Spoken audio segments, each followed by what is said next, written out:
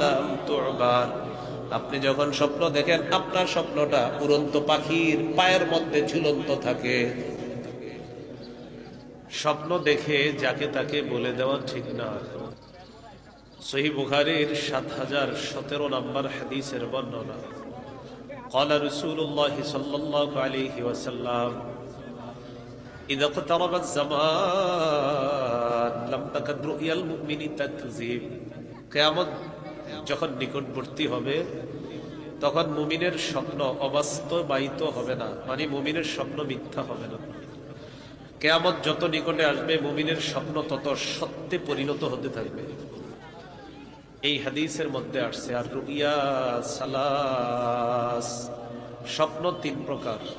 কয় প্রকার? এক নাম্বার হাদিসুন নাফস, সারাদিন যা কল্পনা করবেন রাতে তা দেখবেন। দুই নাম্বার তাখবীফুশ শাইতান, শয়তান স্বপ্নে আপনাকে ভয় দেখাবে।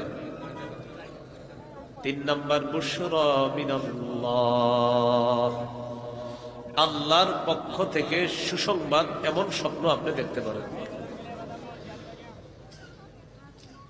তো স্বপ্ন যখন আপনি দেখবেন, এই স্বপ্ন যে কোনো কাউকে বলে দেওয়াটা এটা ঠিক না।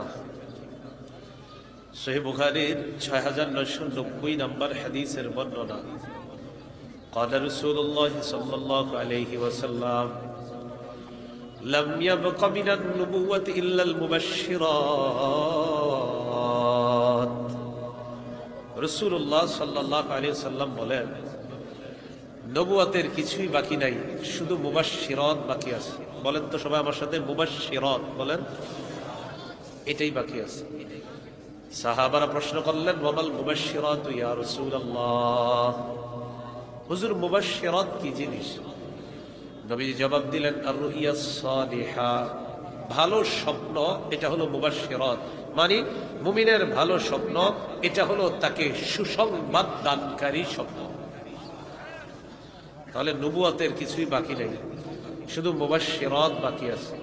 কয় মুবাশশিরাত কি? মুবাশশিরাত হলো ভালো স্বপ্ন। বলেন তো মুবাশশিরাত কি? ভালো স্বপ্ন। সহিহ বুখারীর ৭০০৫ নম্বর হাদিসের বর্ণনা, قال رسول الله صلى الله عليه وسلم, নবীজি সাল্লাল্লাহু আলাইহি ওয়াসাল্লাম বলেন, আর-রুইয়া মিনাল্লাহ, ভালো স্বপ্ন যদি আপনি দেখেন, এই ভালো স্বপ্ন আল্লাহর পক্ষ থেকে, ভালো স্বপ্ন আল্লাহ আপনাকে দেখায়। ওয়াল হুলমু মিনাশ শাইতান, খারাপ স্বপ্ন শয়তানের